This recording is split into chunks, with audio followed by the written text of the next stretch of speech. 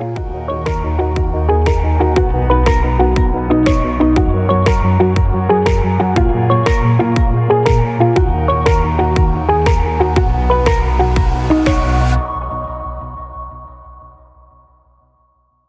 a great question. So it requires like so much context. So yes, there is opportunity. There's always opportunity to do more, do better.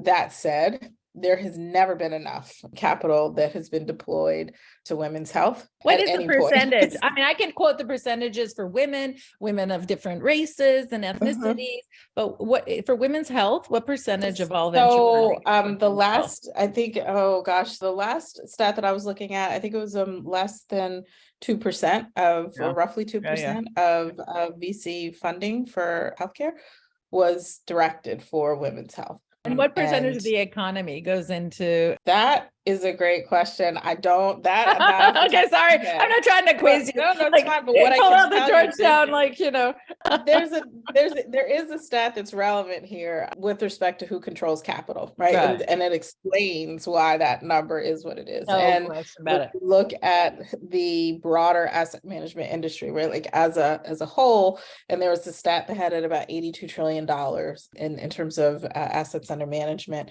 Less than 1.5% of that is in the hands of people of color and women-owned asset management firms. And when you look where capital flows and who has access and who doesn't, it kind of matches up. And so this isn't neutral. This isn't objective. This isn't a meritocracy. Like this is a very intentionally designed system. And so the criteria that's used, the people who are around the table making decisions, what people see as valuable or not, despite being half the population, women's health is still sometimes viewed as a niche market.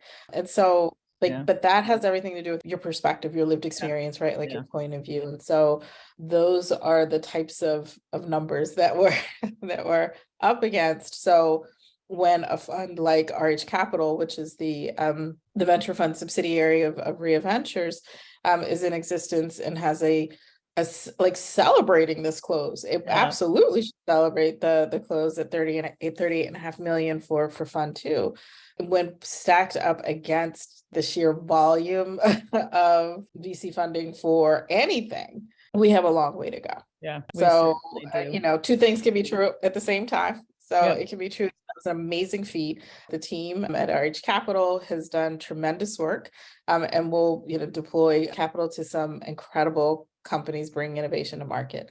And there should be bigger and more funds that are similarly situated. Well, and women have more wealth than we've ever had before, but we're not playing in venture. And so to me, going and asking behind some group of men behind closed doors, their whole foundation is based on pattern recognition and who they trust. We're not going to convince them to start investing in, Black women or women of color run, healthcare solutions. It's too far, even if it's for, women in general. And they're like, oh, let me go talk to my wife or my daughter. It's like, they're not a venture capitalist. How does that have anything to do?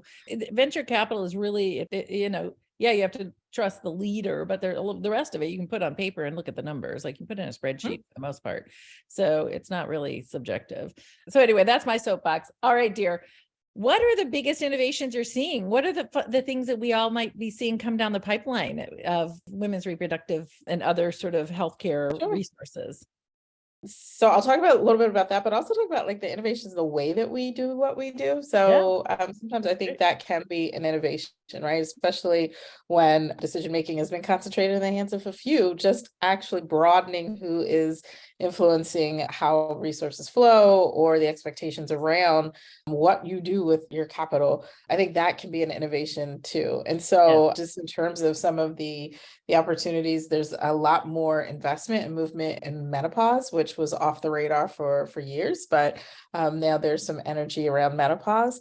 There's more interest in contraceptive technologies. So with the Dobbs decision, suddenly people became concerned about what their options were with respect to contraception, and knowing that may be under threat as well. And so what are some of the resources that are being dedicated to contraceptive technologies, including men's contraception?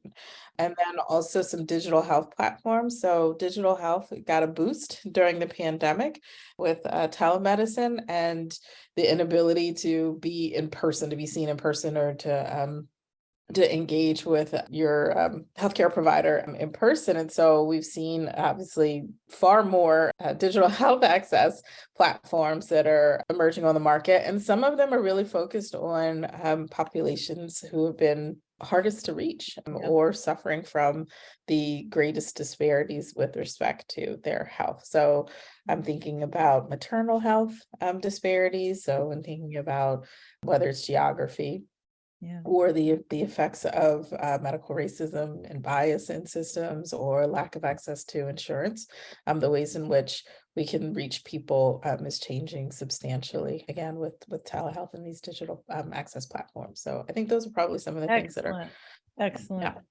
Well, and I mean, there are so many holes in the space. I mean, we have a grants program at How Women Lead, and we funded a Black Women's Health Initiative that was run by this OBGYN in UC Berkeley, she became the head of public health, and she got the reports and found that the city of Berkeley had the highest rates of poor outcomes for Black women in the United States, and found that it was literally double what it was in other cities of its size. And it's 4 times worse outcomes than for white women.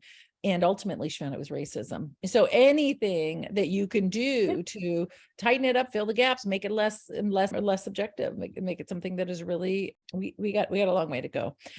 Yeah, all right. All right. Well, I think we've covered, the venture and the solutions and the moment in time. Let's talk about you as a leader a little bit more. Are there moments or milestones in your career that prepared you for this? Probably. I think it's interesting looking back, there were moments where I actually had to be pushed into the next opportunity. It wasn't always an obvious next step, and sort of just who does that for you? Who pushed you? Well, in one case, it was my employer. It was like, this isn't working. And, it was a shock, and it was like, oh, my ego. But at the same time, he wasn't wrong. And that opportunity gave me enough insight and taught me enough to take into the next opportunity, which flourished and became what it is that I do even to this day, and thinking about the intersection of racial equity and impact investing. And so I would say there have been moments that felt hard and less than shining, and things that you don't want to talk about all the time, but really they were the catalyst for the next opportunity. Because looking back, either I would have tried to make a thing work that really just wasn't going to fit, or I would have become comfortable and complacent and not taken a chance. So sometimes you do actually have to be pushed in ways that may just not feel comfortable, but throughout our lives, isn't discomfort what happens before growth? I don't know anybody who's gotten to a role like your role, which is both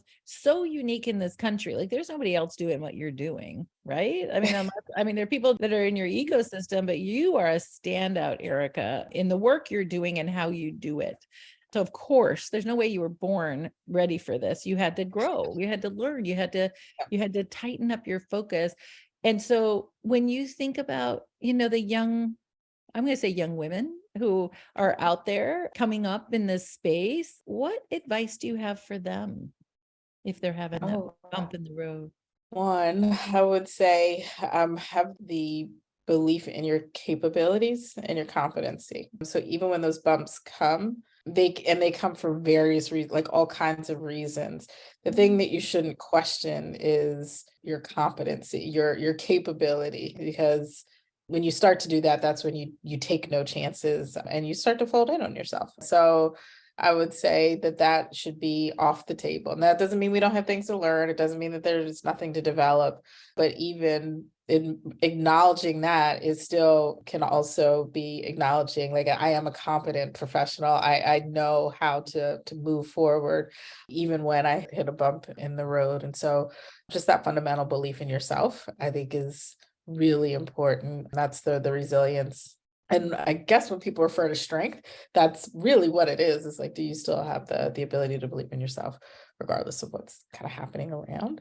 I think it would be a huge one. And then also understanding what your purpose is. And I say purpose, maybe I mean mission, like your personal mission.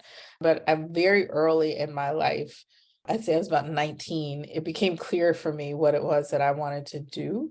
I didn't know how, but it is a thread throughout my career. And really, anybody that has worked with me will tell you, oh, yeah, that makes sense. But it is that, my personal mission is to improve the material conditions of Black people and Black communities. And because of that clarity, I know what it is that I'm trying to get done wherever it is that I am.